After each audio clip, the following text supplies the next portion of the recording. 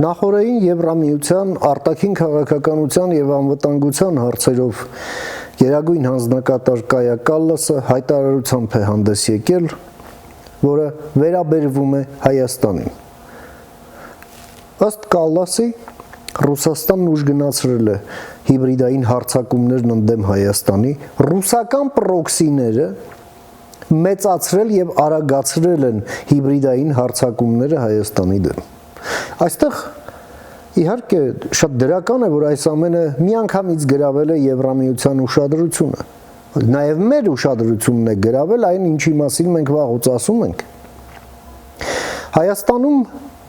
հարց է առաջանում, իսկ այդ ռուսական պրոքսիները ինչու այդքան լայն հասանելիություն ունեն Հայաստանում ամեն ինչին, որ կարողանում են նույնիսկ իրենց հիբրիդային ազդեցությունը սփռել եւ ըստ էության ազդել Հայաստանի ներքին քաղաքականության վրա, որովհետև Հայաստանում Ռուսաստանը շարունակում է մնալ նորմալ, այլ ոչ թե որպես թշնամի։ Հիբրիդային պատերազմ բառակապակցության մեջ առանցքային բառը պատերազմ է, պատերազմ վարում են թշնամիները։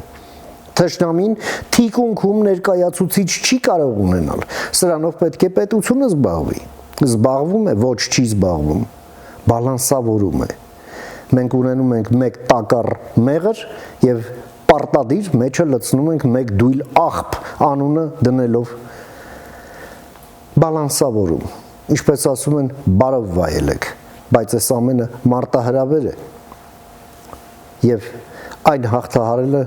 ոչ միայն պետության գործն է, այլև քաղաքացիների։